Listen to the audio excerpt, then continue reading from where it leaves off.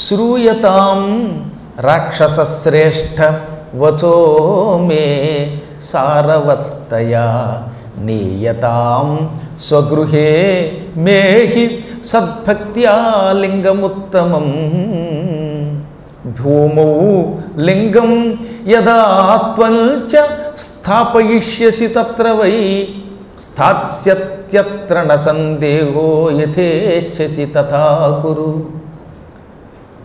రావణ, నీ తపస్సుకి మెచ్చుకున్నాను గనక నీవు అడిగితే లింగం ఇచ్చి తీరాలి. కానీ నా జ్యోతిర్లింగానికి కొన్ని నియమాలు ఉన్నాయి.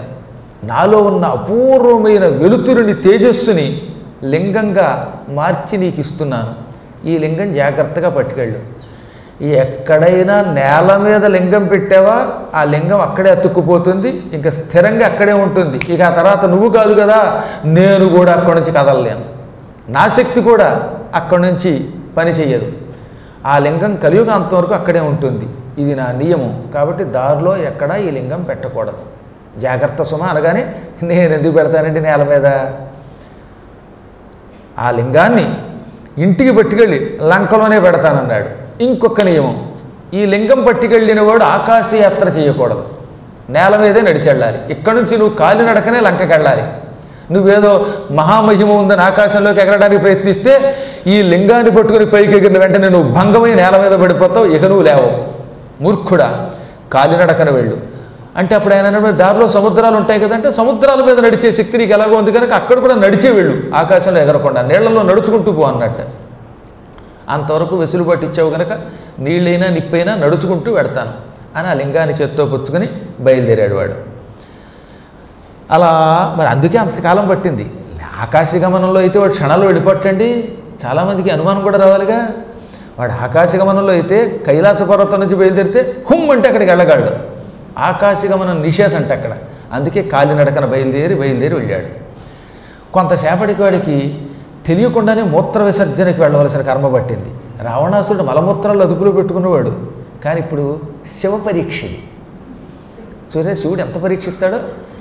ఉత్తప్పుడు 4-5 గంటలు నిగ్రహించుకునేవాడు కూడా ఉపన్యాసానికి వచ్చి కూర్చోగానే మధ్యలో లేచి వెళ్ళాల్సి వస్తూ ఉంటుంది. అక్కడ పెడతాడనమాట. వీడు ఈ గంటన్నర కూర్చుంటాడా లేడా అని తంటా మంట పెడతాడు. కాబట్టి చెప్పొచ్చేది ఏంటంటే ఈ జ్యోతిర్లింగం చేతిలోకి రాగానే రావణునికి పట్టుకుంది బాధ. ఆసీన్ మూత్రోత్సర్గ కామో మార్గేహి శివమాయ.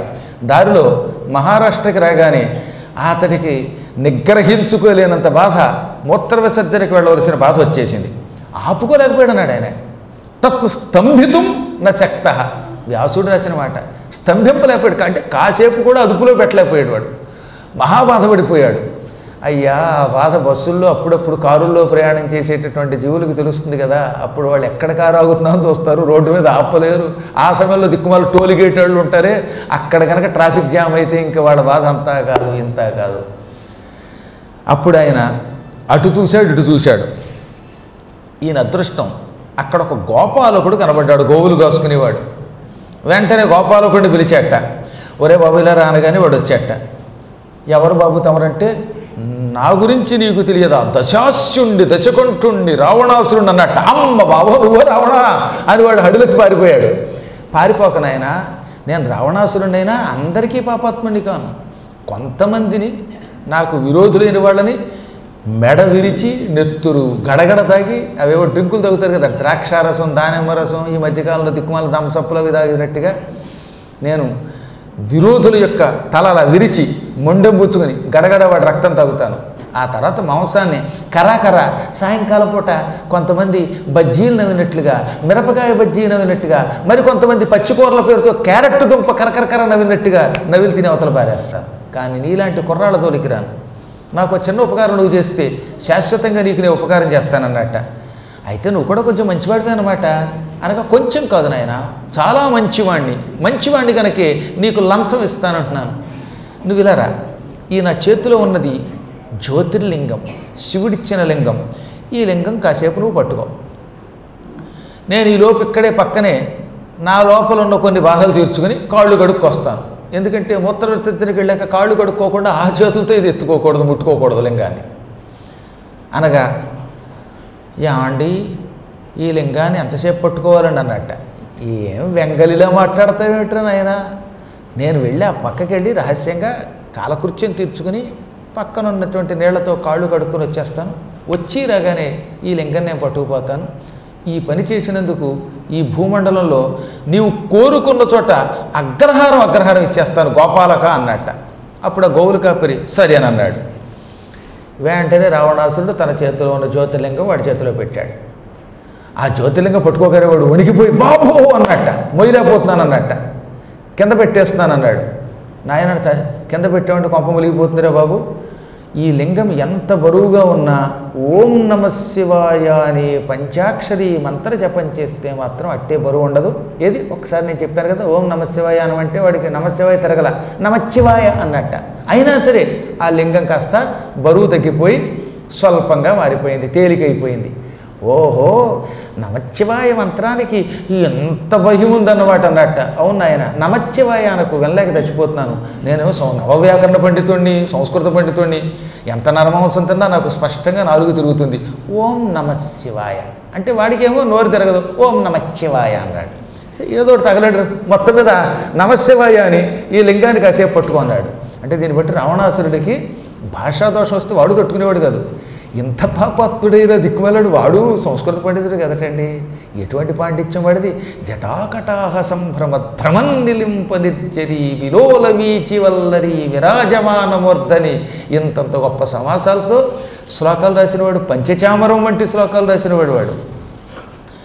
అందువల్ల వాడు మొత్తం మీద ఈ గోపాలుడి చేతిలో లింగం పెట్టి పక్కనే ఉన్న గుబురు పొదల్లోకి మూత్ర విసర్జనకు వెళ్ళాడు. అక్కడి నుంచి నీళ్ళు ఎక్కడున్నాయని చూస్తూ పట్టాను నీళ్లు దొరకట్లా. మహారాష్ట్రలో నీళ్ళు అంత తేలిక దొరకవు. అందుకని అటు ఇటు తిరుగుతూ ఉండగా ఈలోపు వీడు అమ్మో నేను ఇంకా లింగం మొయ్యలేకపోతున్నాను, ఎక్కడున్నావు రారా బాబు అన్నట్ట. వస్తున్నాను అడిలో కింద పెట్టి వెళ్ళిపోయాడు. దాంతో రావణాసురుడు హడిలిపోయాడు, మహాబాధపడిపోయాడు. ఆ జ్యోతిర్లింగం దగ్గరికి వెళ్ళి దాన్ని పెకలించడానికి మహాప్రయత్నం చేశాట. గట్టిగా పట్టుకుని పెకలిస్తూ ఉంటే భూమి మొత్తం కదిలిపోతుంది, పర్వతాలు పగిలిపోతున్నాయి, కానీ లింగం కదలడంలా. అప్పుడు వాడు ఏడ్చి పరమేశ్వరుని ప్రార్థిస్తే, పరమేశ్వరుడు నాయన భూమి ఆకర్షణ శక్తి వల్ల ఈ లింగం ఇక్కడ ఇరుక్కుపోయింది, నీ జీవితంలో ఈ జ్యోతిర్లింగాన్ని పెకలించలేవు. ఈ జ్యోతిర్లింగం ఇక్కడేమో కొన, తుదేమో బీహార్లో ఇప్పుడు జార్ఖండ్ అంటున్నామే ఆ ప్రాంతంలో, ఈ రెండు ప్రాంతాల్లో ఉంటుంది. ఈ జ్యోతి అక్కడ దాకా వ్యాపిస్తుంది. ఈ రెండు ప్రాంతాల్లో నేను జ్యోతిర్లింగంగా చివరిదాకా ఉంటాను. ఈ లింగాన్ని నువ్వు గట్టిగా పట్టుకుని పెకలించడానికి ప్రయత్నించినప్పుడు నీ శరీరం అంతా గాయమైపోయింది. ఆ లింగాన్ని గట్టిగా పట్టుకుని వాడి పైకెత్తుతూ ఉంటే భుజాలు చీరుకుపోయాయిట, ఎముకలు విరిగాయి, నెత్తురు వచ్చింది. ఈ నెత్తురది తొలగించి నీ గాయాలు మళ్ళీ మానిపోయేలాగా మచ్చ కూడా లేకుండా నేను చికిత్స అందిస్తున్నాను. భయంకరమైన గాయములకు చికిత్స చేసి నీకు వైద్యం చేయటం వల్ల నేను వైద్యనాథేశ్వరలింగం అనే పేరుతో కలియుగాంతం వరకు ఇక్కడ కొలువై ఉంటాను. దీనిని భక్తితో చూసినటువంటి వాడికి పాపాలు పోతాయి. జ్యోతిర్లింగమిదం శ్రేష్టం దర్శనాత్ పూజనాదపి సర్వపాపకరం దివ్యం భక్తివర్ధనముత్తమం. ఈ జ్యోతిర్లింగం నీకు చికిత్స చేసింది, నీ అనారోగ్యం తొలగించింది, నీ గాయాలు తొలగించింది, నీకు ఆరోగ్యం ఇచ్చింది. అందువల్ల వైద్యనాథేశ్వరం అని పిలువబడుతుంది. దీనిని దర్శనం చేసుకున్న, పూజించిన సకల పాపాలు తొలగిపోతాయి. భుక్తి పెరుగుతుంది. ఎంతెందుకు తీవ్రమైన రోగాలు భవిష్యత్తులో మానవులకు వస్తాయి. కలియుగంలో కరోనా అనే ఒక దిక్కుమాలిన రోగం వస్తుంది. ఆ రోగం వచ్చిన వాళ్ళు ఈ వైద్యనాథేశ్వరలింగాన్ని భక్తితో తలుచుకున్నా, ఈ కథ శ్రద్ధతో విన్నా, లేక దర్శనం చేసుకున్నా వాళ్ళకి మాత్రం కరోనా రోగం రాదు. భీకరమైన అనేకమైన రోగాల నుంచి విముక్తి కలిగించే శక్తి ఈ లింగానికి ఉన్నది. ఈ లింగాన్ని నువ్వు తరచుగా పూజించి ఆరోగ్యవంతుడవు కా అనగానే రావణాసురుడు బ్రహ్మానందం పొంది ఇంటికి వెళ్ళి తన తల్లికి విషయం చెప్పగానే, పోన్లేనాయన ఎలా అయినా నేను ప్రజలు తలుచుకుంటారులే, నువ్వు పాపాత్ముడివైనా తలుచుకుంటారు, పుణ్యాత్ముడివైనా తలుచుకుంటారు అని ఆవిడే వచ్చి అప్పుడప్పుడు పూజించేది. ఈ లింగాన్ని పూజించడం వల్ల అంతకంతకీ వీడికి ఆరోగ్యం పెరిగిపోయి మంచి బలవంతుడైపోయాడు. వాడు పూర్వం కంటే కొత్త బలం వచ్చిందిట. వైద్యనాథుడు ఆయన వల్ల ఈ వీడికి వైద్యం జరుగుతోంది. తరచుగా వచ్చి ఆ లింగాన్ని కౌగిలించుకుని పూజించినప్పుడల్లా వాడికి కొన్ని కోట్ల ఏనుగులు బలం రావడం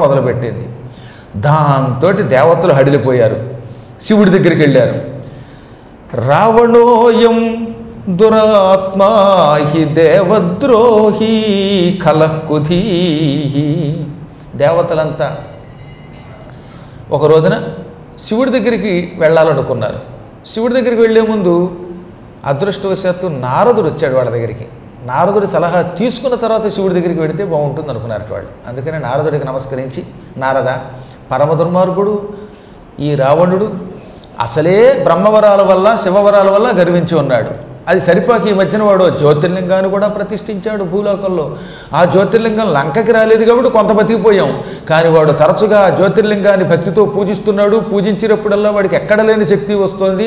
వాడి శరీరానికి అది వైద్యం ఇస్తోంది, ఆరోగ్య వైద్యం ఇస్తోంది. వాడు అలా లింగాన్ని పూజించినంతకాలం వాడిని మేము చంపలేం. వాడిని మేము చంపకపోతే వాడు మమ్మల్ని దొంపతెప్పి చంపుతున్నాడు. ఈ దుర్మార్గుడి బాధల నుంచి విముక్తి ఎలా కలుగుతుంది? ఆడవాళ్ళకి రక్షణ లేదు, గ్రహాలకి దిక్కు లేదు, నక్షత్రాలకి దిక్కు లేదు, పంచభూతాలకి దిక్కు లేకుండా అయిపోయింది అనగా రావణుడు అన్నాడు, దీనికి ఒక టెక్నిక్ ఉంది. ఈ వైద్యనాథేశ్వరలింగాన్ని వాడు మర్చిపోతేనే వాడు చస్తాడు. వైద్యనాథలింగాన్ని వాడు మర్చిపోవాలి. దానికి ఒకటే మార్గం, శివ శాపానికి గురవ్వాలి. మీకు టెక్నిక్ చెప్తాను. ఈశ్వరుడు అష్టమి, నవమి, చతుర్దశి ఈ 3 తిథులలో అమ్మవారితో కలిసి కైలాస పర్వతం మీద తాండవ నృత్యం చేస్తాడు. తాండవ నృత్యం చేసినప్పుడు ఈ దుర్మార్గుడు కైలాస పర్వతాన్ని కదిలించాడా, పార్వతి శివుణ్ణి దిప్పుతుంది. శివుడు వాడిని శపిస్తాడు. ఆ శాపం వల్ల వాడు వైద్యనాథలింగాన్ని మర్చిపోతాడు. మర్చిపోయాడా వాడు చచ్చిపోతాడు. మీరు ఏదో రకంగా వాడిని రెచ్చగొట్టి కైలాస పర్వతాన్ని పెకలించేలా చెయ్యండి అనగా వాళ్ళు అన్నారు, నారద ఇది మా వల్ల అవుతుందా? అసలు వాడిని చూస్తేనే హడిలి పారిపోతున్నాం మేము. అటువంటిది ఆ పాపాత్ముడిని శివ కైలాస పర్వతం ఎత్తమని మేము చెప్పడమా? బాబాబు ఈ సలహా ఇచ్చావు కదా, నువ్వే ఆ పని చెయ్యి అన్నట్టు వాడు. ఓ సామెత ఉంది వెనకటికి, నేను ఎత్తి మీద ఏదో ఉందన్నట్టు వాడు, ఉందా తీసేయి అన్నట్టు వాడు. ఎవడు చెప్పాడు వాడిని తీయమన్నాడు. నేను ఎత్తి మీద ఏదో ఉంటే నువ్వే తీయ అన్నట్టుగా నారదుడు సలహా ఇచ్చినందుకు, నారద శివానుగ్రహానికి రావణుడు దూరం అయ్యేటట్టుగా నువ్వే చెయ్యమనగానే సర్లే మీకోసం ఆ పని చేస్తాను అని దేవకార్యం చక్కబెట్టడానికి నారదుడు రావణుని దగ్గరికి వెళ్ళాడు. రావణాసురుడికి నారదుడు అంటే మాత్రం భక్తేనండి. అసలు నారదుడిని ఎవరు గౌరవించరు ప్రపంచంలో. నారదుడు ఎక్కడికి వెళ్ళినా వాడికి బ్రహ్మరథమే. హిరణ్యకశిపుడి దగ్గరికి వెడతాడు, వైకుంఠానికి వెడతాడు, కైలాసానికి వెడతాడు, ఇంకో బ్రహ్మలోకానికి వెడతాడు, దేవలోకానికి వెడతాడు, జీవలోకానికి వస్తాడు. ఎక్కడికెడితే అక్కడ ఎలా ఉండాలో ఆయన దగ్గర చూసి తెచ్చుకోవాలి మనం. దుర్యోధనుడి దగ్గరికి వెడతాడు, శిశుపాలుడి దగ్గరికి వెడతాడు, ఇంకో పశుపాలుడి దగ్గరికి వెడతాడు.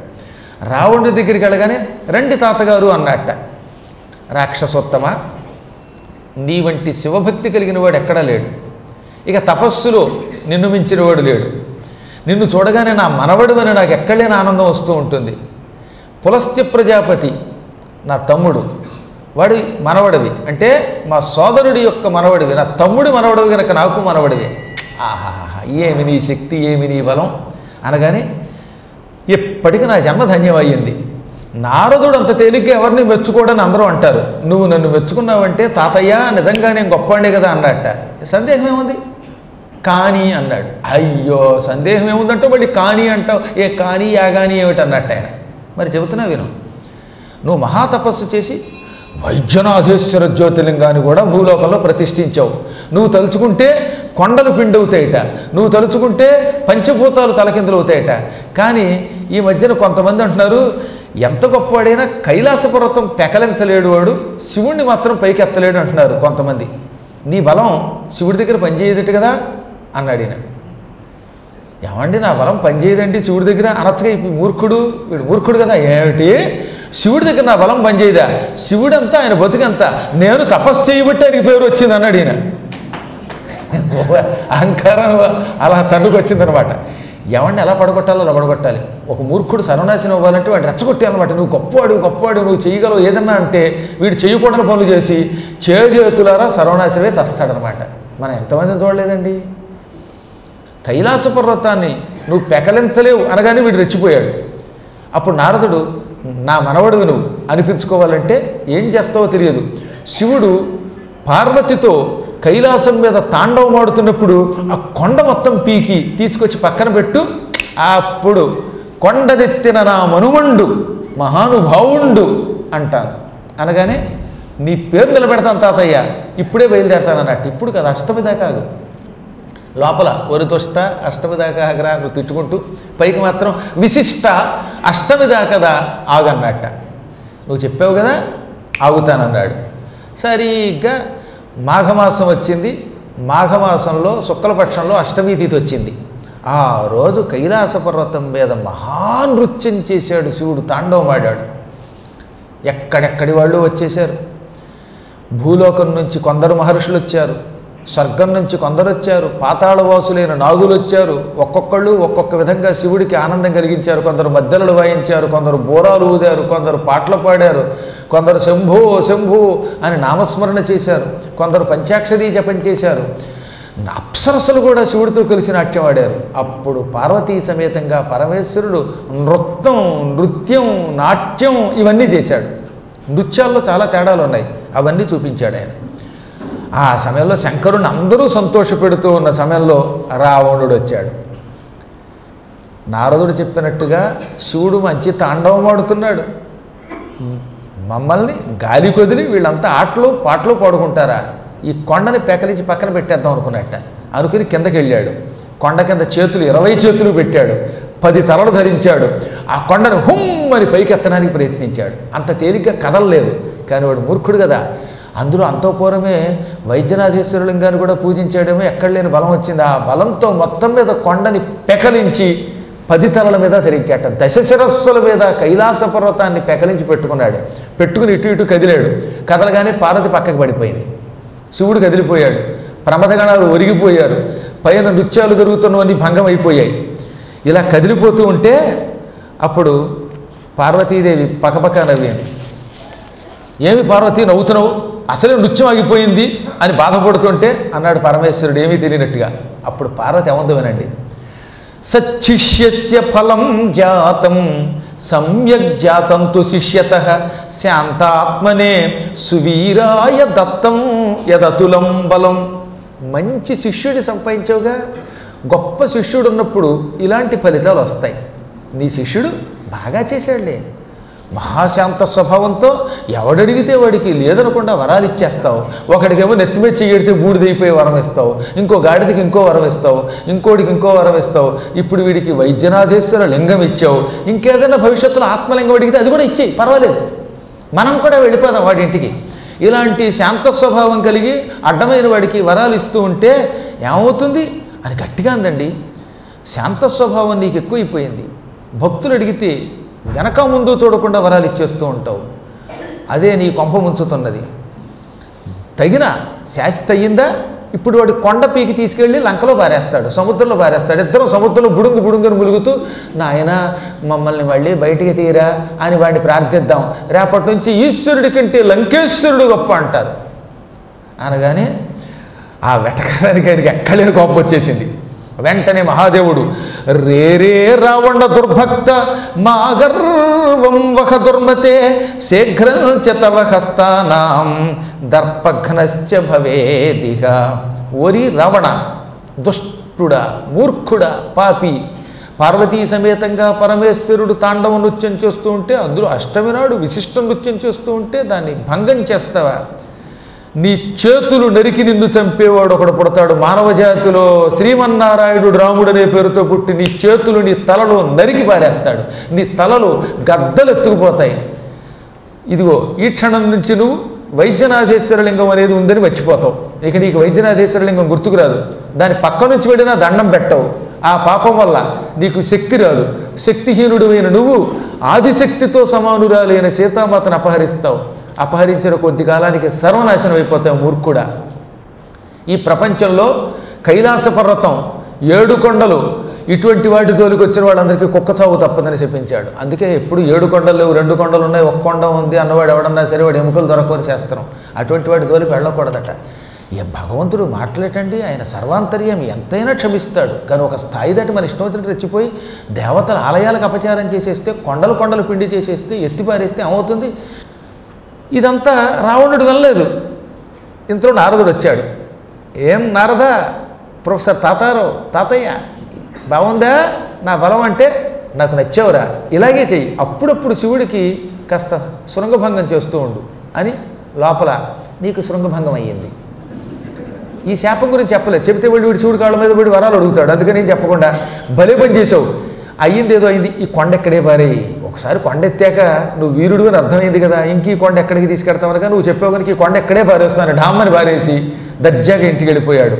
అసలు వాడికి ఏమీ తెలియదు, ఈ మూర్ఖుడికి శాపం పెట్టినట్టు కానీ తనని చంపేవాడు ఒకడు పుడతాడని అన్నట్టు కానీ వైద్యనాథేశ్వరలింగం నువ్వు మర్చిపోతావని శివుడు అన్నట్టు కానీ తెలియక ఆనందంగా ఇంటికి పోయాడు. ఇంకా తన బలానికి వెర్రవీగాడు. ఆ రోజు నుంచి వాడి కర్మ కాలిపోయింది. శివాజ్ఞయాచ ప్రాప్తేన, శివుడి యొక్క ఆజ్ఞ వల్ల అసలు జ్యోతిర్లింగాన్ని మర్చిపోయాడు. అసలు వైద్యనాథలింగం అనేది ఒకటి ఉందనే విషయం మర్చిపోయాడు. దాని జోలికి వెళ్ళలేదు, దండం పెట్టలేదు. ఇది జరిగిన సరిగ్గా 14 సంవత్సరాలకి వాడి శరీరమే విడిచిపెట్టేశాడు. ఇది పరమ పవిత్రమైన వైద్యనాథేశ్వర మహాత్మ్యం. రావణుని ధర్మమానని భూలోకానికి వచ్చింది. ఆ లింగాన్ని చేజేతులారా దూరం చేసుకుని మూర్ఖుడు భస్మీపటలం అయిపోయాడు.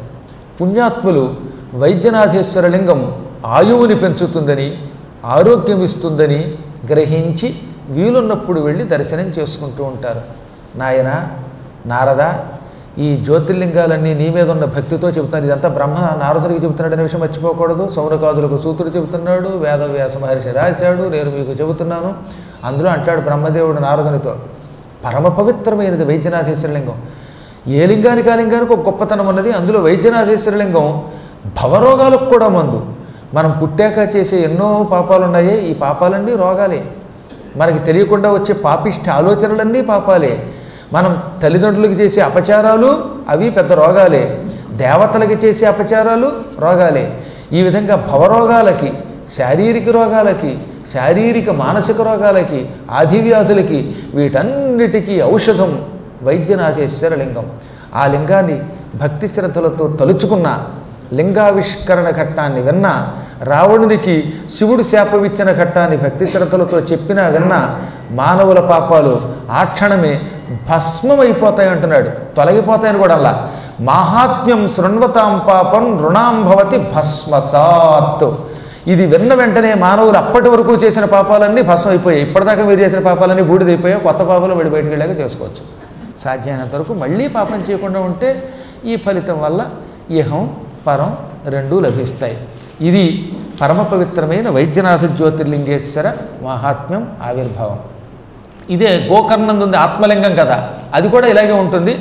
కాకపోతే ఈ ఘట్టం అయిన కొంతకాలానికి వాడు ఇది జ్యోతిర్లింగంగా వైద్యనాథేశ్వరలింగం వచ్చాక అప్పుడు ఆత్మలింగం కూడా తేవడానికి ప్రయత్నించాడు. అది గోకర్ణంలో ఇరుక్కుపోయింది. మొత్తం మీద వాడి జీవితంలో అదేం కర్మో కానీ ఎన్నిసార్లు తపస్సు చేసినా శివుణ్ణి మాత్రం లంకానగరానికి తీసుకెళ్ళలేకపోయాడు. ఆత్మలింగం రాలేదు, జ్యోతిర్లింగము రాలేదు, పార్వతీ కూడా రాలేదు. అయితే కొంతలో కొంత ఏంటంటే శాపగ్రస్తుడైనా ఒకప్పుడు జయ విజయులు కదండి వాళ్ళు. అందుకే శివుణ్ణి పూజించి రాముడి చేతిలో చచ్చి తిరిగి శాప విముక్తి పొంది వైకుంఠానికి వెళ్ళాడు. ఇక ఇప్పుడు దారుకావనం, నాగేశం దారుకావనే.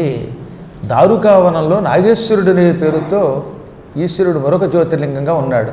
ఆ కథ మొదలు పెట్టుకుందాం. ఈ ప్రపంచంలో అత్యంత పవిత్రమైనటువంటి క్షేత్రాలు కొన్ని ఉన్నాయి.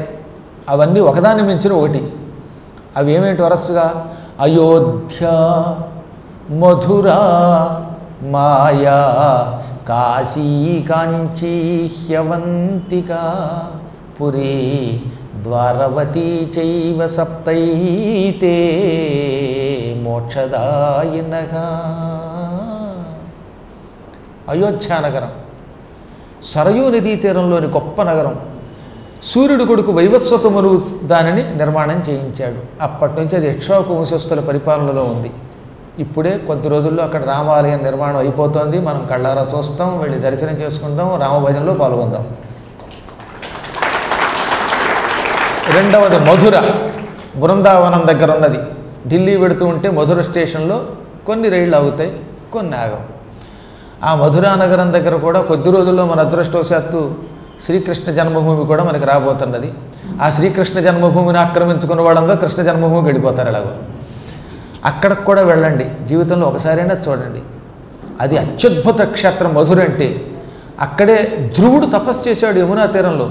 పూర్వం మధువనము అనేవారు, మధువనమే మధురా నగరంగా మారింది. ఎంతమంది మహానుభావులు పరిపాలించారండి మధురా నగరాన్ని. ధ్రువుడు తపస్సు చేశాడు, లవణాసురుడిని శత్రుఘ్నుడు చంపి కొంతకాలం పరిపాలన చేశాడు. ఇంకెంతోమంది మహానుభావులు అక్కడ విష్ణువు కోసం తపస్సు చేశారు. నారదుడు అక్కడ తపస్సు చేశాడు. ఇవన్నీ ఒక ఎత్తైతే శ్రీకృష్ణ పరమాత్ముని తండ్రి వసుదేవుడి తండ్రి సూరసేనుడు, సూరసేనుడు కొడుకు వసుదేవుడు, వసుదేవుడు కొడుకు కృష్ణుడు కదా. ఈ సూరసేనుడు దానిని ధర్మం 4 పాదాల నిలబెడుతూ అద్భుతంగా పరిపాలన చేశాడు. ఎంతెందుకు భాగవతం ఏమంటాడో తెలుసా? తక్కిన చోటకి విష్ణువుని పిలిస్తే వెడతాట, కానీ మధురకి పిలవకుండా పెడతాట. మధుర భగవాన్ యత్ర నిత్యం సన్నిహితో హరిహి. మధుర భగవాన్ యత్ర నిత్యం సన్నిహితో హరిహి అని సంస్కృతంలో వ్యాసులు రాస్తే, తెలుగులో పోతర గారు ఏ మధురయందు ప్రియమున శ్రీమన్నారాయణుడు చెలువగు నిత్యం వా మధుర సకల యాదవ భూమీసులకెల్ల మొదలిపురి అయ్య నృప అంటాడు. మధురా నగరం విష్ణువుకి చాలా ఇష్టం.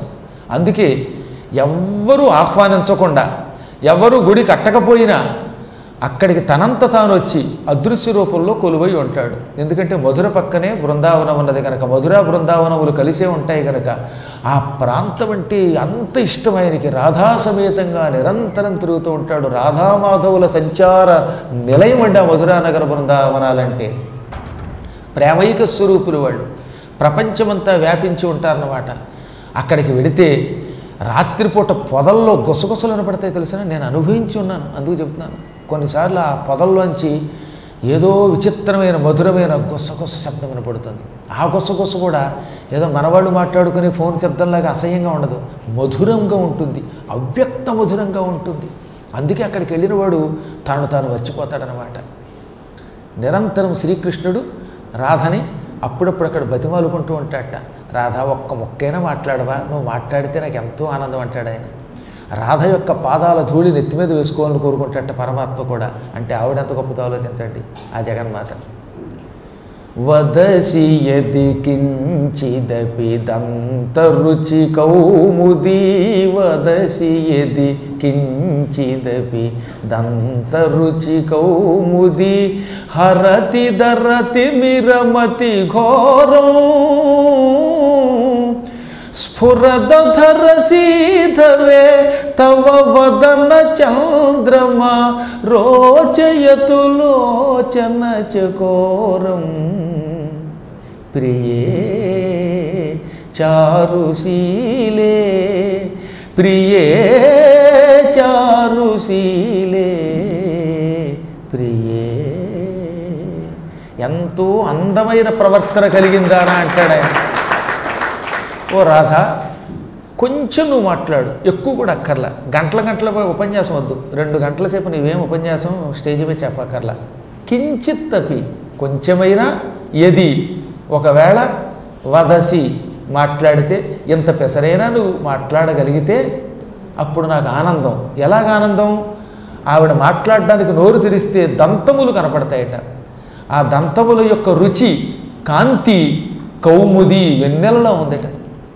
ఆవిడ మాట్లాడడానికి నోరు తెరిచింది. నోరు తెరవగానే ఎవరికైనా ఏం కనపడతాయి? దంతాలు కనపడతాయి. ఆ దంతములు తెల్లగా మెరిసిపోతున్నాయట.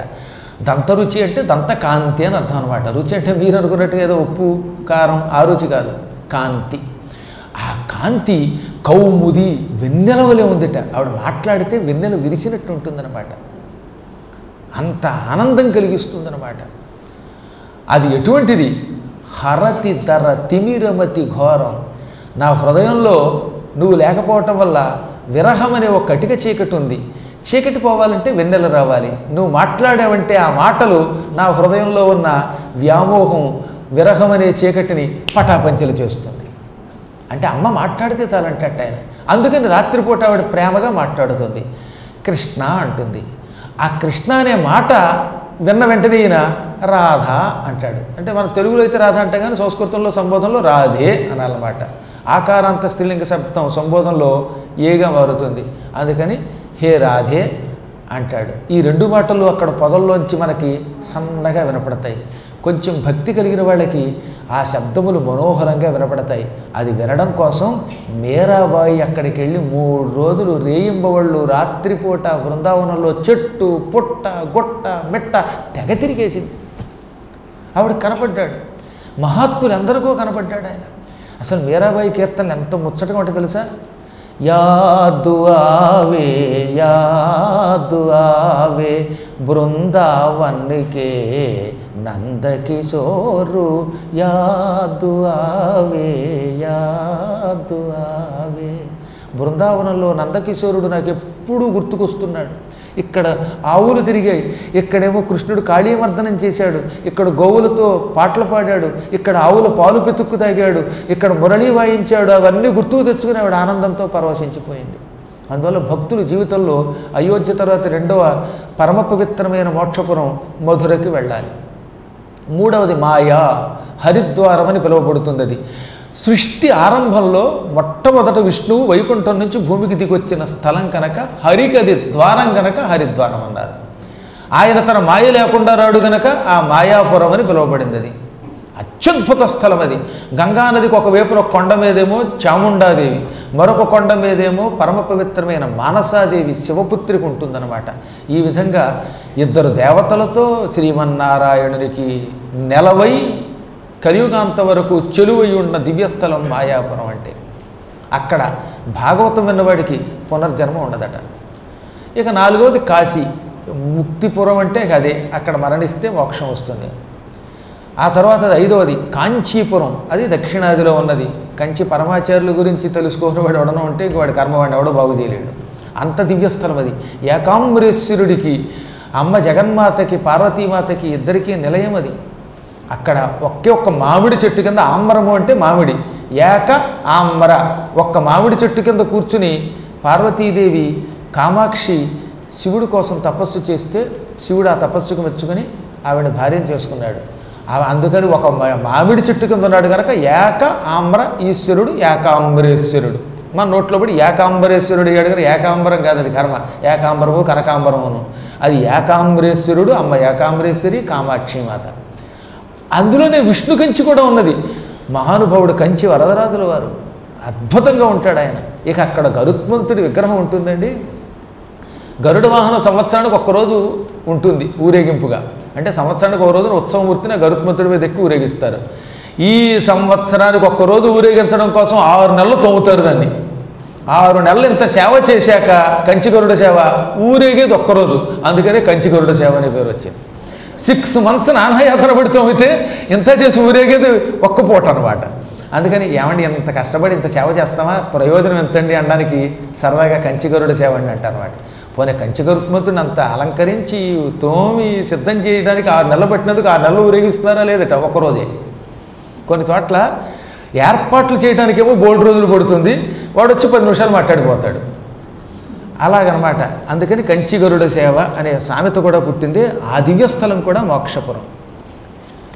ఆ తర్వాత అయోధ్య, మధుర, మాయ, కాశీ, కాంచి, అవంతిక, ఉజ్జయినీపురం, దాని గురించి కూడా చెప్పుకున్నాం. ఇక చిట్ట చివరిది ద్వారవతీపురి, ద్వారకానగరము. ఈ ద్వారకానగరం శ్రీకృష్ణ పరమాత్ముడు పునర్నిర్మాణం చేశాడు. ఆయన నిర్మాణం చేశాడు అనుకోకండి సుమ. రైవతుడనే మహారాజు ద్వారకానగరాన్ని పరిపాలించాడు. 5వ మనువు.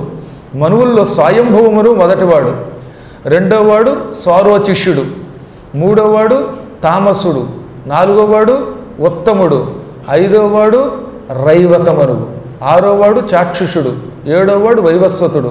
తర్వాత సూర్యసావర్ణి, దక్షసావర్ణి, మేరుసావర్ణి, బ్రహ్మసావర్ణి, రుద్రసావర్ణి, రౌచ్యుడు, భౌత్యుడు, ఇంతమంది వస్తారు. ఇందులో 5వ మనువు రైవతుడు సముద్రంలో కుశస్థలీపురం అనే పుర నిర్మాణం చేశాడు. దాని అసలు పేరు కుశస్థలి. దర్భలు పరిచి ఆ తర్వాత అపూర్వ నగర నిర్మాణం చేశారు. ఈ రైవతమరు రోజున తన కూతుర్ని వెంట పెట్టుకుని బ్రహ్మలోకానికి వెళ్ళాడు. ఆయన 5వ మనువు కదా, ఆయన కూతురు పేరు రేవతి. బ్రహ్మ దగ్గరికి వెళ్ళి మా అమ్మాయికి మంచి సంబంధం చూడవయ్యా అని అడుగుదామని వెళ్ళాట. ఈ భూలోకంలో జనాలు నచ్చలేదు ఆయనకి. వాడు బాగుంటే వాడు బాగుండు. దిక్కుమాలం కుర్రాళ్ళు ఎలా ఉంటున్నారంటే పెళ్లికి ముందు దాకా మీ ఇంట్లోకి రావడం మా అదృష్టం అండి, పిల్లనివ్వండి అంటాడు. వచ్చిన దగ్గర నుంచి ఏడిపించుకుని ప్రాణం తీసేస్తున్నారట. చిచ్చిచ్చి ఇలాంటి అల్లుడు నాకొద్దు, నాకు మంచి అల్లుడు కావాలి, అటువంటి సంబంధం బ్రహ్మ చూడాలనుకుని బ్రహ్మలోకానికి వెళ్ళాడు. ఆయన తీరా బ్రహ్మగారు ఒక్క కించిత్ కాలం కళ్ళు మూసుకుని ఉన్నాడు. ఆయన కళ్ళు తెరిచేసరికి ఈయన ఎదురుగుండా కనపడ్డాడు. ఆయన కొంచెం సేపు కళ్ళు మూసుకుని తెరిచేలోపు ఏం జరిగిందో తెలుసా? ఈ భూలోకంలో ఆయన మన్వంతరం వెళ్ళిపోయింది, చాక్షుష మన్వంతరం వెళ్ళిపోయింది, వైవస్వత మన్వంతరం వచ్చేసింది. అక్కడ బ్రహ్మగారి కాలం అంత గొప్పది. అందుకే బ్రహ్మగారి దగ్గరికి వెళ్ళేవాడు కొంచెం జాగ్రత్తగా ఉండాలి. బ్రహ్మ దగ్గరికి వెళ్ళాక మళ్ళీ భూలోకానికి వద్దామంటే సంపత్ నగర్లో మా ఇంట్లో ఉందామంటే ఇక బ్రహ్మలోకానికి వెళ్ళి తిరిగి వచ్చేసరికి ఇల్లు ఉండదు. ఇక్కడ సంపత్ నగరం ఉండదు, ఇల్లు ఉండదు, అసలు ఎవడు ఉంటాడో తెలియదు. అందువల్ల దేవుడి దగ్గర కొంచెం జాగ్రత్తగా ఉండాలి. ఓసారి బ్రహ్మ కోసం తపస్సు చేసేటండి ఓ తెలివి తక్కువవాడు, అతి తెలివైనవాడు, ఎక్కువ తెలివైనవాడు. బ్రహ్మగారు ప్రత్యక్షమై ఏం కావాలంటే, ఏమండి మీ లోకంలో ఒక్క నాణ్యం అయితే మా భూలోకంలో ఎంత ఉంటుంది అంటే, మా లోకంలో ₹1 అయితే మీ భూలోకంలో 1000 కోట్లు అన్నట్ట. అయితే మీ లోకం ప్రకారంగా 1000 కోట్లు నాకు ఇవ్వండి అన్నాడు ఆయన. అయితే మా లోకం ప్రకారం ఒక క్షణం తర్వాత వస్తాను వెళ్ళిపెట్టాను, క్షణం తర్వాత వస్తానని. వాళ్ళ లోకం ప్రకారం క్షణం తర్వాత వస్తే ఇక వీడికి 1000 జన్మలు ఎత్తాలి. అంచేత దేవుడి దగ్గర వేళాకోళాలు. దేవుణ్ణేమో మీ లోకంలో ₹1 అయితే మా లోకంలో ఎంత అంటే ఈయన 1000 కోట్లు అన్నట్ట బ్రహ్మ. మీ లోకం ప్రకారంగా 1000 కోట్లు ఇమ్మన్నాడు అనమాట. అంటే 1000 కోట్లు ఉంటూ 1000 కోట్లు వచ్చేస్తాయని ఏకంగానే. అప్పుడు ఆయన ఉన్నాడు, అలాగే నేను ఒక క్షణం తర్వాత ఇస్తాను అని వెళ్ళిపోయాట. ఇక తర్వాత ఆ క్షణం తిరిగి రాదు, ఇక వీడి పని అయిపోయినట్టే. కాబట్టి బ్రహ్మలోకం ఆ కాలం వేరు. ఇప్పుడు రైవతుడి కేసు చూసాయినా ఎందుకు వచ్చామన్నాడు. మా అమ్మాయి రేవతికో మంచి సంబంధం కోసం వచ్చానంటే, వెర్రాడా నీ మన్వంతరం వెళ్ళిపోయింది, భూమి ప్రళయంలో కొట్టుకుపోయింది. మళ్ళీ భూమి వచ్చాక చాక్షుషమను వచ్చాడు, ఆ మన్వంతరం వెళ్ళిపోయింది. ఇప్పుడు వైవస్వత మన్వంతరం. ద్వారకా నగరం అనే నగరాన్ని నీ స్థానంలో, అంటే నీ కుశస్థలీపుర స్థానంలో కృష్ణుడు పునర్నిర్మాణం చేయించాడు. నువ్వు కట్టుకున్న కుశస్థలీపురం సముద్రంలో చాలాసార్లు కొట్టుకుపోయింది. ఎంతోమంది అక్కడ ఎన్నో నగరాలు నిర్మాణం చేసినా అవి నిలబడ్డంలా. ఈ మధ్యనే శ్రీకృష్ణ పరమాత్ముడు యదువంశస్థులను అక్కడికి తీసుకెళ్ళి విశ్వకర్మ ద్వారా 96 × 96 చదరపు మైళ్ళ విస్తీర్ణం కలిగిన మహానగర నిర్మాణం చేశాడు. ఆ కుశస్థలీపురానికి మళ్ళీ ద్వారకా అని పేరు పెట్టాడు. మీ నగర శిథిలాలు కొన్ని అడుగునున్నాయి, కొన్ని ఇంకా అక్కడ శిథిలాలు ఉన్నాయి. నీ ఇళ్ళు కూడా కొన్ని ఇంకా మిగిలాయి, అవన్నీ కుప్పకూలిపోయి ఉన్నాయి. కొత్త నగరం ఆయన బాగా నిర్మాణం చేశాడు. మహానుభావుడైన ఆదిశేషుడు బలరాముడనే పేరుతో అవతరించాడు. ఇన్ని యుగాల తర్వాత ఉన్న నీ కూతుర్ని ఆయన ఒక్కడే తట్టుకోగలడు.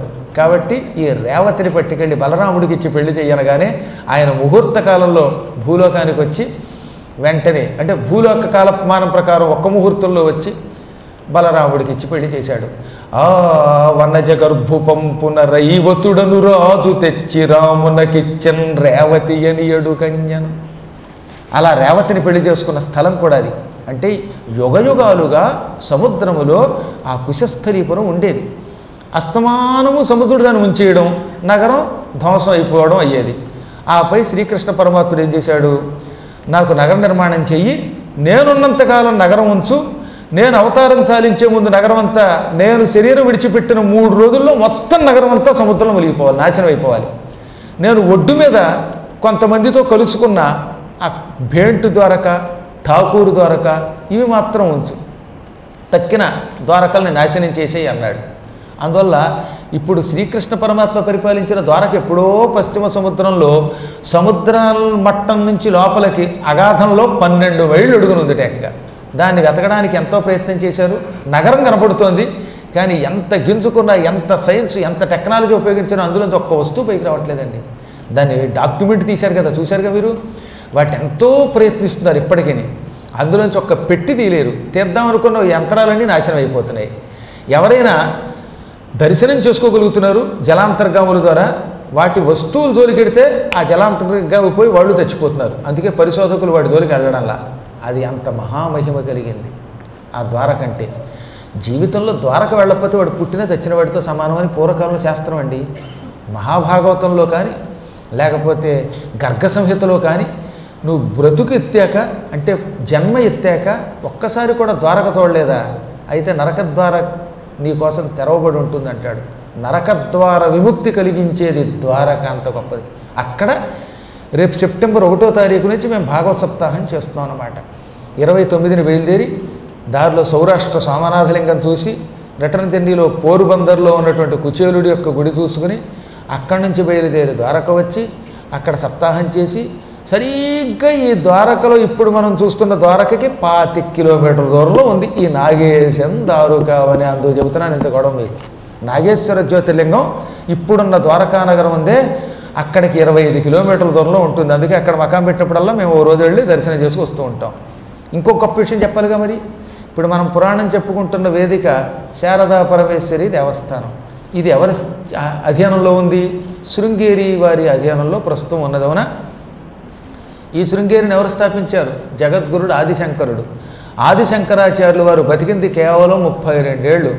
ఈ 32 ఏళ్లలో ఆయన యావత్ ప్రపంచం తిరిగి అనేక స్తోత్రాలు రాశాడు. అది ఇది అని చెప్పడానికి వీలు కానండి స్తోత్రములు రాశాడు ఆయన.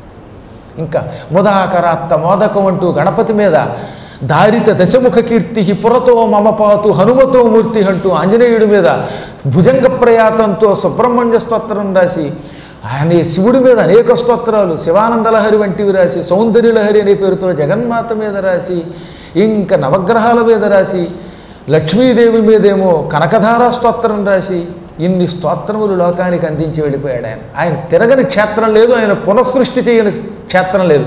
కంచి కామాక్షికి వైభవం ఇచ్చాడు.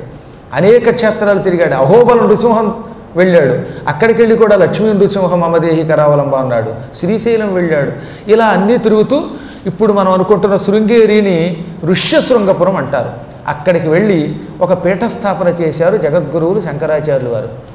అక్కడ ఆయన స్థాపించినటువంటి ఆ జగద్గురు పీఠం దక్షిణామ్నాయ శంకరమఠం అని పిలువబడిందనమాట. దక్షిణామ్నాయ శంకరమఠం.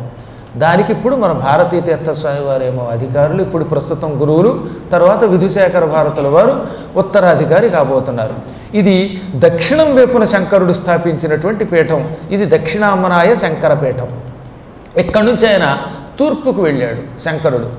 అక్కడ ఇప్పుడు పూరి జగన్నాథం ఉందే, అక్కడ తూర్పు దిక్కున పూరి దగ్గర పూర్వామ్నాయ శంకరపీఠ స్థాపన చేశారు. పూర్వ అంటే తూర్పు, ఆమ్నాయ వేదం, పూర్వామ్నాయ తూర్పు దిక్కునున్న వేద సమ్మతమైన శంకర మఠాన్ని అక్కడ స్థాపించారు. దక్షిణామ్నాయం దక్షిణ వేదం, అది పూర్వామ్నాయం తూర్పు దిక్కున. ఇక్కడి నుంచి బయలుదేరాడు, ద్వారకా నగరం వెళ్ళాడు. అక్కడికి వెళ్ళి నాగేశ్వర జ్యోతిర్లింగానికి స్వయంగా అభిషేకం చేసిన వెంటనే ఆయనకి ఇక్కడ కూడా శంకర మఠం పెట్టాలనే సంకల్పం అమ్మవారు ఇచ్చింది. ఇది కూడా శివానుజ్ఞ. ఆయన చెప్పుకున్నారు జీవిత చరిత్రలో, నాగేశ్వర జ్యోతిర్లింగానికి అలా నీళ్లు పోసిపోయిగానే ఈశ్వరుడు నన్ను ఇక్కడ కూడా శంకర మఠ స్థాపన చేయమన్నాడు.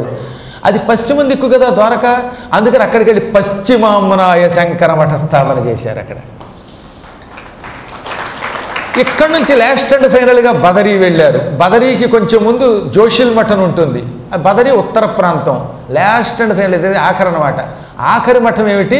ఉత్తరామ్నాయ శంకర మఠం. ఈ విధంగా తూర్పు, పడమర, దక్షిణం, ఉత్తరం 4 దిక్కుల్లోనూ 4 మఠాలు స్థాపించారు. అందులో ఫస్ట్ స్థాపించిందేమో శృంగేరి, 2 జగన్నాథపురి, 3 ద్వారక, 4 ఉత్తరం దగ్గర. ఈ 4 వైపులా శంకర మఠాలు స్థాపించి ధర్మ సంస్థాపన చేసి ఆయన వెళ్ళకపోతే వాళ్ళ సమరికి ధర్మం ఏదండి? మనని నిలబెట్టిన శంకరుడు జగద్గురుడు, అందువల్ల ఆయనకి భక్తితో నమస్కారం చేయాలి. ఆ పశ్చిమామ్నాయ శంకర మఠం ఇప్పుడు ఆ కృష్ణుడి గుళ్ళోనే ఉంది. ద్వారకాధీశ మందిరం అంటారు దాన్ని. ఇక్కడ ద్వారకలో ఉన్నటువంటి శ్రీకృష్ణ పరమాత్మ ఆలయాన్ని కృష్ణాలయం అన్నవాళ్ళు, ద్వారకాధీశ ఆలయం. అక్కడ కృష్ణుడి అందం, ఆ పక్కనున్న శంకర మఠం కళ్ళారా చూడవలసింది. శరీరాన్ని గగుర్పాటు గురి చేస్తాయి ఆ ప్రదేశాలు. అక్కడ రోజు 6 సార్లు జెండా ఎగరేస్తారు. తెలుసుగా మీకు విషయం? ద్వారకలో ద్వారకాధీశుడి యొక్క గుడికి పైన ఎత్తుగా ఒక జెండా ఎగురుతూ ఉంటుంది. ఆ జెండా రోజుకు 6 సార్లు మారుస్తారు. అంటే 6 నాలుగులు ప్రతి 4 గంటలకు ఒకసారి మారుస్తారు. పూర్వం అలా మార్చేవారు, ఇప్పటికీ అలా మారుస్తున్నారని అన్నారు. ఎందుకంటే ఈ మధ్య నేను వెళ్ళలేదు. కాలప్రభావం వల్ల 6 సార్లు 4 సార్లు అయ్యిందో 6 సార్లు ఉందో మళ్ళీ పెడితే కానీ తెలియదు. ఎలాగో రేపు పెడుతున్నాం కాబట్టి మీరు కూడా నాతో వస్తే మీరు చూడవచ్చు. అది ఎందుకు చెప్తానంటే, జెండా ఒకసారి ఎగరేసి ఇంకో కొత్త జెండా ఎగరేయాలి కదా మళ్ళీని. 4 గంటలకు ఒకసారి ఒక రాడ్డు జెండా అదంతా మన కళ్ళకు కనపడుతుంది. వాడు పైకి ఎక్కుతాడు. ఆకాశం అంతెత్తున్న గోపురం పైకి వెళ్ళి ఆ జెండా ఎగరేస్తున్నప్పుడు ఆ మనిషి పైకి ఎక్కుతుంటే మన కళ్ళు బయలు గమ్ముతాయండి. మనకే కళ్ళు కింద ఉంటే కళ్ళు తిరుగుతాయి. వాడు ఎలా ఎక్కుతాడో తెలియదు. ఇంతకీ ఆ జెండా ఎంత అనుకుంటున్నారు ఖరీదు? ఒకసారి జెండా మార్చి కొత్త జెండా పెట్టడానికి ఒక జెండాకి ఇదివరకు 2009వ సంవత్సరంలో 1,00,000, ఇప్పుడు 5 లక్షలు అవుతున్నట్టు. ఒక జెండాకి 5 లక్షలు. రోజుకి 6 సార్లు వారిస్తే 6 30 లక్షలు అవుతుంది జెండాకి. కానీ 5 లక్షల అని మీరు గుండెలు బాదుకోక్కర్లా. 2090వ సంవత్సరం దాకా క్యూ లైన్లో ఉన్నారట జెండాలు ఎగరేయడానికి. అప్పుడే డోనర్లు అంటే కొన్ని స్పెషల్ డేట్స్ మాత్రం ఎవరికి ఎవరు కనుక అవి తీసి పక్కనెట్టేయండి. ప్రత్యేక దినాల్లో మాత్రం కొంతమంది రాజవంశస్థులు లేదా కొందరికి గొప్పవాళ్ళకి ఇస్తారు, కానీ మిగతా రోజుల్లో జెండాలకి క్యూలో నిలబడి ఉన్నారు. ఆన్లైన్లో ప్రస్తుతం మీరు అప్లై చేస్తే 2050లో కూడా మీకు దొరకదో బతికుంటేను. అది కూడా అసలు ఎంత వైభవం. తులసి మాలలు తెస్తారు అక్కడ, అవి చూస్తే రాలి. అన్నిటికీ మించి ఇంకో ప్రత్యేకత ఉంది. అక్కడ ఎవరైనా ఇష్టపడి చచ్చిపోయిన వాళ్ళు ఒక వీలునామా రాసుకోవచ్చు, నా శరీరమును సముద్రంలో వెయ్యండి అని. ఓ బండరాయికి వీడి శరీరాన్ని ఇనప సంకెళ్లతో కట్టేసి వాడి వీలునామా ఉంటే దాన్ని సముద్రంలో వేస్తారు. ముఖ్యంగా సన్యాసుల శరీరాలు బలమైన బండరాయికి కట్టి ఆ బండరాతికి ఒక ఇనప గొలుసు తగిలించి వీడి శరీరానికి ఆ ఇనప గొలుసు కట్టి మళ్ళీ సముద్రంలో తెలిపోకుండా ఆ సముద్రంలో వేస్తారు. ఏడాది తిరగకుండా ఆ ఎముకల్లో శంఖం చక్రాలు తయారవుతాయి. అవి నేను కళ్ళారా చూశాను కూడా. కాశీఖండంలో రాశారు, శివపురాణంలో రాశారు, చాలా చోట్ల రాశారు. రాయడం కదండి, కళ్ళారా చూసామండి. అందుకే అక్కడ ఎముకలు పడిపోవాలని చూస్తారనమాట. ఎముకలు కనుక అందులో కొంతకాలం ఆ సముద్రంలో నానిపోతే పైనున్న ఈ చర్మము మాంసం అంతా చేపలవి తినేస్తాయి. ఈ ఎముకల్లో శంఖచక్రాలు తయారవుతాయి. అది తయారైన వాడు మాత్రం వైకుంఠానికి పోతాడు. అందుకే అక్కడ శరీరం విడిచిపెట్టాలని కొందరు అనుకుంటారు. ఆ ద్వారకాధీశ్వర ఆలయానికి 5 కిలోమీటర్ల దూరంలో రుక్మిణీమాత ఆలయం ఉంది. అక్కడ దుర్వాసుడు రుక్మిణీదేవిని పరీక్షించాడు. అద్భుతమైన ఘట్టం అది. దుర్వాసుడు అక్కడికి వచ్చి రుక్మిణిని పరీక్షించినటువంటి ఘట్టం. దుర్వాసుడు చాలా ఏడిపించాడండి రుక్మిణిని కృష్ణుడిని. చివరిగా ఏం చేశాడంటే, రథానికి ఉన్న గుర్రాలు ఇప్పేయండి అన్నట్టు ఒక రోజున కృష్ణుడిని. కృష్ణ, నేను నీ దగ్గరికి వస్తాను, విసుక్కోకుండా సేవ చెయ్యంటే కృష్ణుడు చేస్తానన్నాడు. నీతో పాటు రుక్మిణి కూడా నాకు సేవ చేయాలి, నేనేం చేసినా మీరు సహనంగా పడాలి అంటే పడతామన్నారు. చాలా పరీక్షించాడు ఆయన. ఆఖరిని ఏం చేశాడు, కృష్ణ నీ రథం తెప్పించన్నాడు. కృష్ణుడు రథం తేగానే శైబ్య సుగ్రీవ మేఘ పుష్ప వలాహకములనే 4 గుర్రాలు ఇప్పేయి అన్నట్ట. గుర్రాలు ఇప్పేశాడు ఆయన. సారథి నువ్వు తప్పుకో అన్నాడు. సారథి తప్పుకున్నాడు. గుర్రాలకు బదులుగా నువ్వు నీ భార్య చెరోవైపు ఈ రథాన్ని కాడి బుధాలకు ఎత్తుకుని రథం ఏడవండి, ఆ రథంలో నేను కూర్చుని సారథిలాగా మిమ్మల్ని అదిలిస్తానన్నాడు. చివరికి రుక్మిణి కృష్ణుడు గుర్రముల స్థానంలో చేరి ఈ రథాన్ని ఇడ్చారు. అప్పుడు ఈయన సారథి కూర్చుని కొరడాకర్ర పుచ్చుకుని గుర్రాలు కొడతాడే, అలాగా ఆ సారథి స్థానంలో కూర్చుని కొరడాతో రుక్మిణిని కృష్ణుడిని చితక్కొట్టాడు. రుక్మిణికి రక్తం కూడా వచ్చింది. చివరికి స్పృహ తప్పిపోయేదాకా వాళ్ళని ఊరంతా తిప్పాడు. అప్పటికి వాడు కిక్కురు మనకపోతే జాలి పడిపోయి, అద్భుతం మీ సేవ, నన్ను క్షమించి నా కోసం నేను ఎందుకు ఇలా చేస్తున్నానో నీకు తెలుసు, నీ పరీక్షది, ఆఖరిసారి పరీక్ష పెడుతున్నాను, నా కోసం పాయసం వండండి అన్నాడు. గుండిగడు పాయసం వండండి అన్నట్ట. వాళ్ళు గుండిగడి పాయసం తెచ్చారు, వేడి వేడి పాయసం. ఈ పాయసం నా ఒళ్ళంతా పూసేయండి అన్నాడు ఆయన, దిగంబరంగా కూర్చుని. పైగా రుక్మిణి కృష్ణుడు దిగంబరంగా కూర్చుని ఆయనకి వేడి వేడి పాయసం పోశారు. ఆయనతో పాటు వీళ్ళు కూడా చేతులు కాల్చుకున్నారు. ఆయనంటే తపస్యాలి. రుక్మిణీదేవి చేతులు కూడా కాలేయట, కావాలని అంత అమ్మవారు కూడా చేతులు కాల్చుకుంది.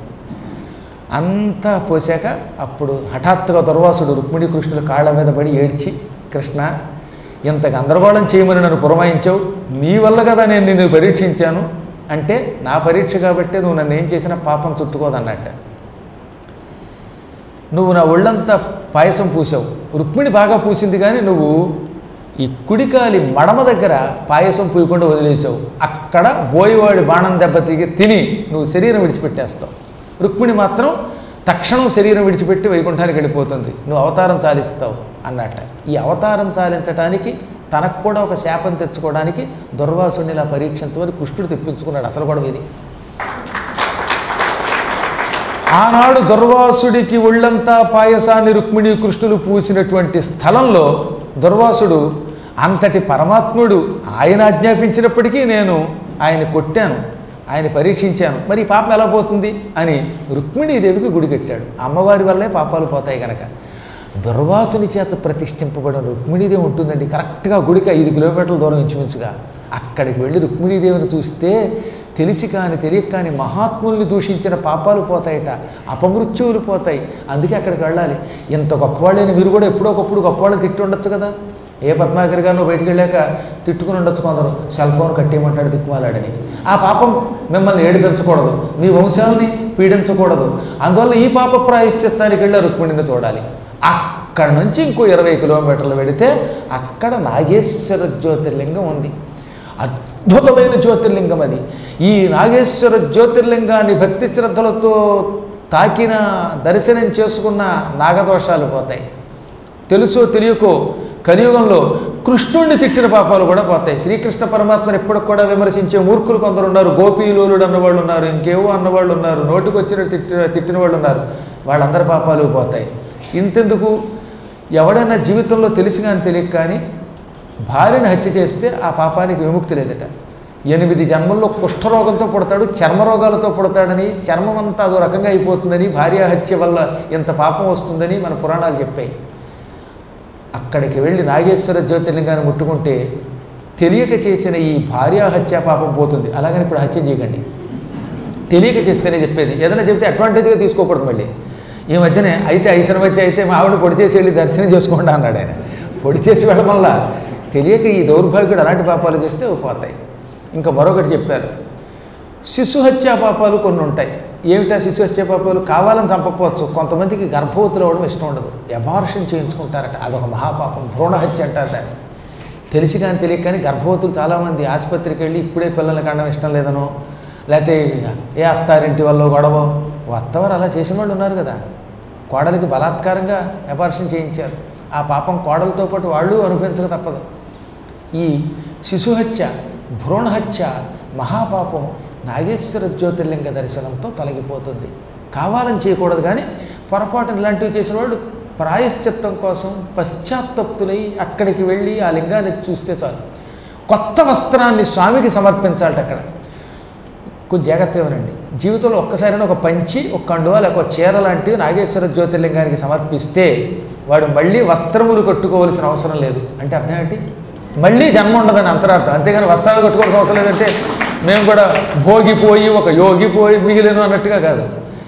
ఇది అపార్థం చేసుకుంటారు కొంతమంది అనమాట. జీవితంలో పునర్జన్మ రాదట. అందుకనే వెళ్ళిన వాళ్ళు ఒక్క వస్త్రమైనా సమర్పిస్తారు. ఓసారి నేను వెళ్ళాను, అప్పటికి ప్రారంభ కాలంలో నాకు వస్త్రం సమర్పించాలని తెలియదు, ఎందుకంటే చాలా కాలం క్రితం మాట కదా.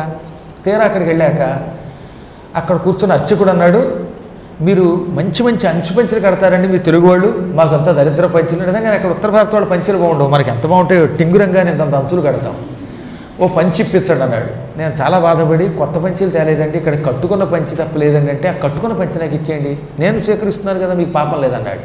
అప్పుడు ఏం చేశాను అంటే, నేను పక్కన అదృష్టవశాత్తు మావిడ ఇంకో లుంగీ తెచ్చింది, ఆ లుంగీ కట్టుకుని ఈ పంచి ఇచ్చేశాను కట్టుకున్నది. అప్పుడు శాస్త్ర ప్రకారంగా దోషం లేదు, ఎందుకంటే అవతల వాడు అడిగాడు కనుక. నాకు ముచ్చటపడి అడిగినప్పుడు కట్టుకుంట కూడా ఇచ్చేయమని చేస్తాను. మిమ్మల్ని రేపు పొద్దున జ్యోతిర్లింగం దగ్గరికి వచ్చినప్పుడు ఎవరన్నా ఆనందపడిపోయి, ఏమంటే సత్యనారాయణ గారు మీ ప్యాంట్ ఇచ్చేయండి అంటే ఇచ్చేయచ్చు ఆయన, అంటే ఉపవస్త్రం వేసుకొని మళ్ళీ డైరెక్ట్గా అలా ఇచ్చేస్తే మళ్ళీ కొన్ని ఇబ్బందులు వస్తాయన్నమాట. దిగంబర దిగంబర దత్తాత్రేయ దిగంబర అని పాడుకొని మళ్ళీ ఆయన అలా ఇవ్వకుండా ఒక్క ఉపవస్త్రం కూడా ఒక తువాలు ఎట్టుకెళ్ళండి, ఎందుకైనా మంచిది. ఏదో ఒకటి మొత్తం మీద వేసుకుని అడిగితే ఇమ్మని. నా ఉద్దేశం ఏంటంటే, అక్కడ అర్చకులు అడిగితే కట్టుగుడ్డలు కూడా ఇస్తే పుణ్యమేట. వాళ్ళు ఏదన్నా అడిగితే మనకు తోచినంత వరకు వస్త్రాదులు ఇవ్వండి, మరీ బొత్తిగా వెళ్ళో మంగళసూత్రం అడిగేస్తే అది మీ ఇష్టం, విచక్షణ జ్ఞానం, అది ఇవ్వచ్చు ఇవ్వకపోవచ్చు.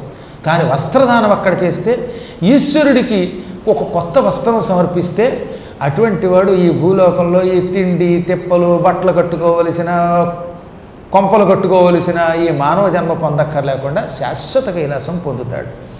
నాగేశ్వర జ్యోతిర్లింగం అన్నీ ఇన్ని అని చెప్పడానికి వీలు కానన్ని మహామహిమలతో నిండినది. ఇంత ఇంట్రడక్షన్ ఇచ్చాక కానీ అసలు కథలోకి వెళ్ళలేదు. కారణం ఏమిటంటే, ఈ జ్యోతిర్లింగానికి అపూర్వ శక్తి ఉన్నది. ఇంకొకటి కూడా ఉన్నది, కొంతమంది బయటున్న కాలంలో నదుల్లో మునిగి స్నానం చేస్తారు, అది మహాపాపం. రజస్వల అయినటువంటి స్త్రీ ఎప్పుడూ గోదావరిలో కానీ గంగలో కానీ నదుల్లోకి వెళ్ళకూడదు, గుళ్ళల్లోకి వెళ్ళకూడదు, పురాణాలకి రాకూడదు, ఇది నియమం. కానీ తెలుసో తెలియకో ఈ రజోదోషంతో ఉన్నవాడి నదిలో మునిగితే, కాలువలో మునిగితే, లేక గుడికి వెడితే అది మహాపాపం కదా. ఆ పాపము కూడా నాగేశ్వర జ్యోతిర్లింగం వల్ల పోతుందట. నాగేశ్వర జ్యోతిర్లింగం రజస్వల చేసిన మహాపాపములను తొలగిస్తుంది. కొంతమంది మైలు ఉన్నప్పుడు మైలుందని తెలియక తిరిగేస్తారని చోట్లకి, ఆ మైలుతోటే గుడికి వెళ్ళిపోతారు, మైలుతో ఉద్యోగాలకు పోతారు, మైలుతో అగ్గిని ముట్టుకుంటారు. ఎవరన్నా 11 రోజుల మైల్లో కానీ 3 రోజుల పక్షిణిలో కానీ ఇలా గొళ్ళకు వెళ్ళినా, ఇతరులను ముట్టుకున్నా, అన్నం వండినా, ఈ పాపాలు చేసిన వాళ్ళు కూడా నాగేశ్వర జ్యోతిర్లింగ దర్శనం చేసుకుంటే ఆ మైలు దోషాలు కూడా పోతాయి. ఇన్ని రకాలుగా నాగేశ్వర జ్యోతిర్లింగం అందరినీ అనుగ్రహిస్తూ ఉంటుంది. అటువంటి నాగేశ్వర జ్యోతిర్లింగం పశ్చిమ సముద్ర తీరంలో ఎలా ఆవిర్భవించిందో చెప్పుకుందాం. పూర్వం దారుక అని ఒక రాక్షసు ఉండేది. ఇది పరమ శివభక్తురాలు. శివుడి మీద కంటే ఆవిడికి పార్వతి అంటే చాలా ఇష్టం. అందుకని ఈ దారుక అనే ఆవిడ పశ్చిమ సముద్ర తీరంలో, అంటే ఇప్పుడు పశ్చిమ సముద్రాన్ని ద్వారక దగ్గర ఉన్న సముద్రాన్ని అంతటిని అరేబియా సముద్రం అంటారు.